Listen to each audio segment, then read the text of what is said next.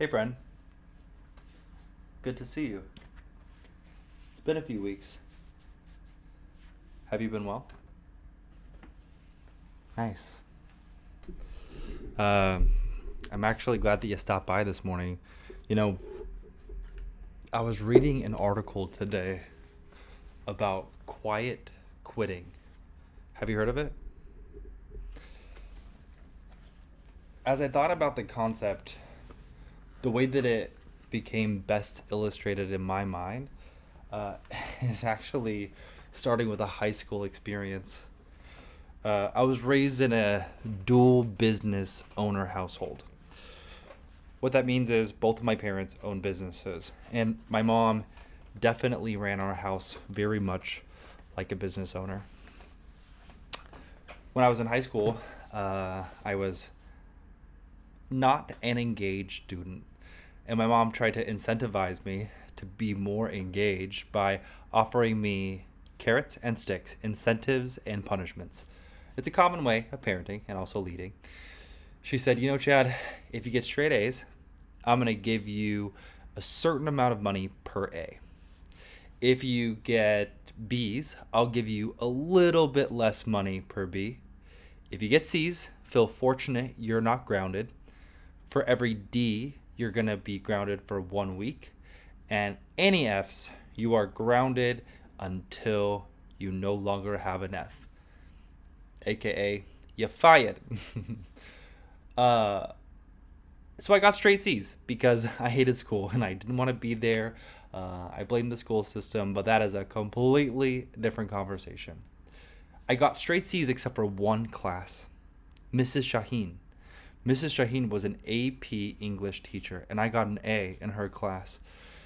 And when I was reflecting this morning as to why I got an A in Mrs. Shaheen's class, I remembered it's because she loved what she was doing. I remember a class when she was talking about the concepts of omnipresent and omniscient and omnipotent. When she was explaining what omnipresent meant, she had to be in her late 50s at this point. And Mrs. Shaheen, if you ever see this, I don't know how old you were. I was young. Everyone was old to me at the time, but I'm going to say late 50s. And when she was talking about the concept of omnipresent, she was propelling herself on a rolling chair that swiveled through the classroom, explaining what omnipresent meant. She got so excited about teaching, and when it came to test time, she said, if everyone in the class gets A's on their test, I will do a back handspring.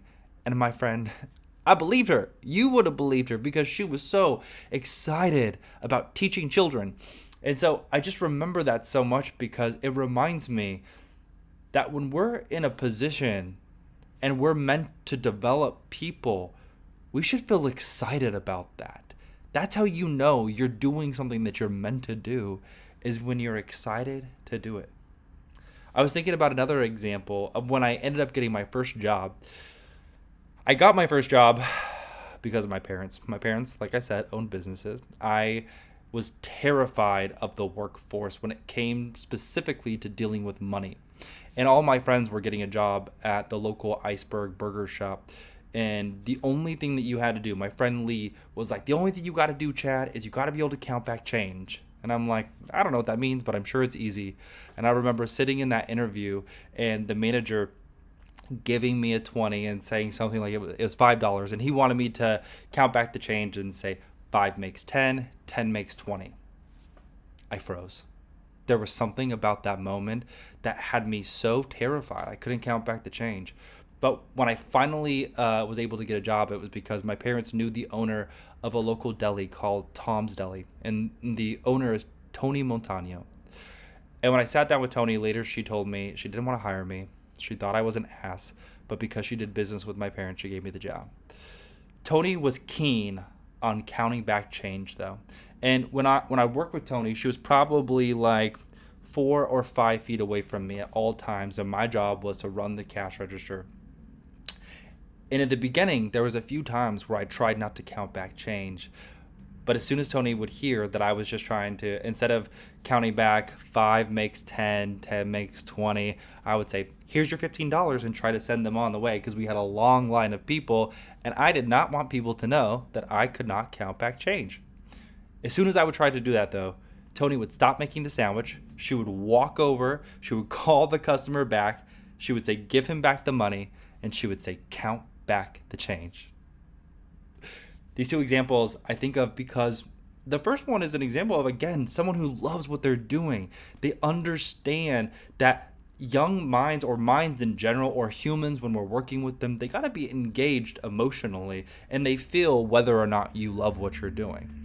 And with Tony, it reminded me of the mama eagle. You know, when there's baby eagles in a nest and it's time for them to take their first flight, they're looking over the side like, do you see that fall? I'm not jumping. But the mama eagle, in her wisdom, understands that sometimes the baby eagles just need a little nudge because they have wings. They're going to fly. And even if they fall a little bit, their wings, when they spread, will make it a soft fall. The last example that I think of is Carol Joyce. When I moved to Oregon, I ended up getting a job as a part-time teller. And I was so excited when I was able to get promoted to be a personal banker where I could actually help people achieve their financial dreams, or so I thought at the time. And when I got promoted to that position, before I ever took one step forward in doing any kind of activity associated with that job function, Carol Joyce was the district manager, and she brought myself and my manager at the time in the office, and she said, Chad, what do you want to accomplish, buddy? She always called me buddy. If you're a dude, don't call me buddy. For some reason, Carol Joyce calling me buddy, it just felt good. Other people, it feels a little patronizing, but when she called me buddy, to this day, it just feels like family, because she cared. And she said, what do you want to achieve, buddy, in this job? By the end of this year, how do you want to be known? What do you want to accomplish? How much revenue do you want to produce? How do you want to be ranked amongst your peers? How much money do you want to make? It was a sales position where you could make commission. Where is your dream vacation? She got me aligned to my goals, and she made sure that I heard my goals. She made sure she heard my goals, and she made sure my manager heard my goals. And then she sent me out with my manager to sit down and create a plan. When I think about what makes great leaders and what makes engaged employees, it's when we combine the examples of these three people in my life, these three women in my life. Mrs. Shaheen was passionate about what she was doing, and she loved us, and you could feel that love. Tony loved in a different way. She loved in a way where she definitely cared about me, but she wanted to show me that I was capable because she believed in me. And Carol Joyce wanted to make sure that I saw where I was going and that I had a plan in place and knew how to get there, and that she and my manager knew how to support me along the way. We never got to a point where we were reactively at the end of the year in my annual review, and I'm getting a review back that is different than what I thought I would get because myself and my manager always knew in that situation where I was going. My favorite leadership quote is actually from an artist, Michelangelo. He said, I saw an angel in the stone, and I carved until I set it free. If you're a leader and you don't feel something when I say that, I invite you in to ask yourself the question, am I in the right role? Do I care about developing people? When I look at the person in front of me that is my employee and I see their edges, do I get excited about pulling out my chisel like Michelangelo and carving away the rough edges until you set the angel free? Or are you burdened by the fact that you have to understand human motivation, emotional intelligence, and human behavior? And look, I don't mean to be critical. I'm just trying to say that if you don't care about people, why are you in a position of leadership? See, historically, corporations have got stuck in this mindset where we promote people because they've been high performers in the position. High performers oftentimes are not super emotionally intelligent. They're oftentimes not people who care about human behavior. And many times they know how to motivate themselves, but they don't care about doing a research and watching YouTube videos and educating themselves on how to motivate other people. So if you're an individual producer who gets promoted to a leadership position and you don't care again about emotional intelligence, human behavior, human motivation, you're set up to fail, because if you don't care about those things, you can't chisel away at the rough edges and unlock the true potential of human beings. You know, I also think about employees. As an employee of an organization, I invite you into the concepts of integrity and character. What do those words mean to you? When you tell someone that you're going to do something, what does that mean? When we sign an employment contract, we're agreeing to work hard to accomplish our goals that we set within in that organization to help them achieve their goals. It's not a healthy place to get when we point to the manager always and say they're not developing me in the way that I want to be developed. Therefore, I'm going to put my heels in and get disengaged. For me, that feels like we're lacking a little bit of integrity, character, and psychological ownership. What I mean by that is you might not love your job today. You might not even have a great boss. And that's tragic. And we need to do the work to make sure that we are developing our leaders within organization to be more like Michelangelo, the artist. Forgetting about them for just a second, if you accept poor leadership as a reason not to be engaged and fulfill your employment contract with zest and energy and with character and integrity, don't take offense, but you're becoming a victim. Victims get in a perpetual mindset of I can't. Henry Ford said, whether you think you can or you think you can't, you are right. Life is about mindset. I gave you many examples. Well, I gave you 3 examples of great leaders that I've had in the past. There's a lot of stories that fill in the gaps between those leaders that were not great leaders.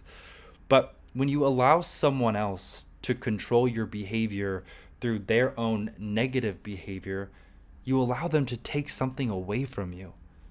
You shouldn't sparkle and shine because somebody else makes you sparkle and shine.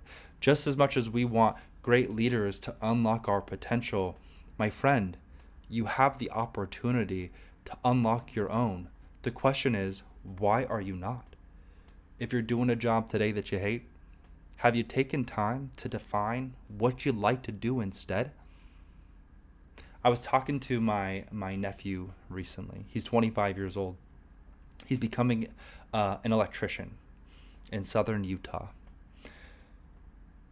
He was telling me about some of his hobbies, and one of his hobbies is he gets old video games and he takes them apart, cleans them up, rewires them, puts them back together, and gets them to work.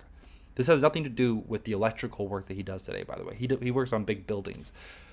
When I was listening to him tell me what he does, I was like, how do you do it? How do you know what to do?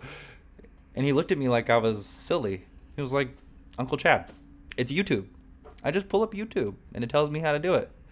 I'm like, of course. We are in the age of YouTube, of Google, of ChatGPT.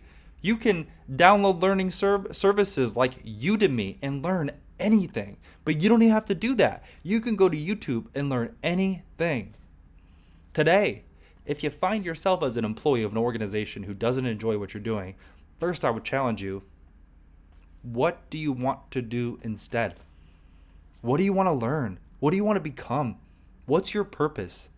If you don't know what those things are, go to YouTube. How do I find my purpose? I guarantee you'll find many videos that will help guide you down that path.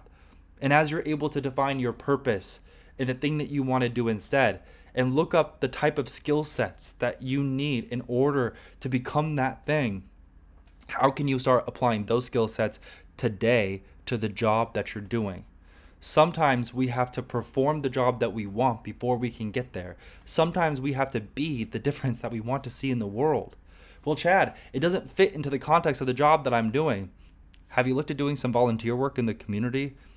There's lots of nonprofits out there that need your help in community efforts where they will let you try out their skill set because they need skilled, willing, and excited volunteers to come out to practice their skill sets. There's lots of places for you to plug that in. And as you develop those skill sets, then you set yourself up to be in the driver's seat of your own life and stop letting your destiny sit in somebody else's hand. So yes, two things are true around quiet quitting. One, we need managers to be more engaged as leaders, as people who care about other people. Gallup, in their largest worldwide study before the pandemic, across 150 countries with 300 of the world's largest organizations, after compiling 30 years worth of data, found that only 15% of the world's population is engaged at work, and 70% of the variance of engagement is solely determined by the manager. Think about those numbers. As managers, we have responsibilities to set the angel free. But forgetting about managers, once again, employees, we've got to be able to remove our own barriers sometimes when that is the leader. Define what it is that we want and not let any human dim our glow. Anyways, I gotta run, but it was nice talking to you today. I'm glad you let me talk through the concept of quiet quitting.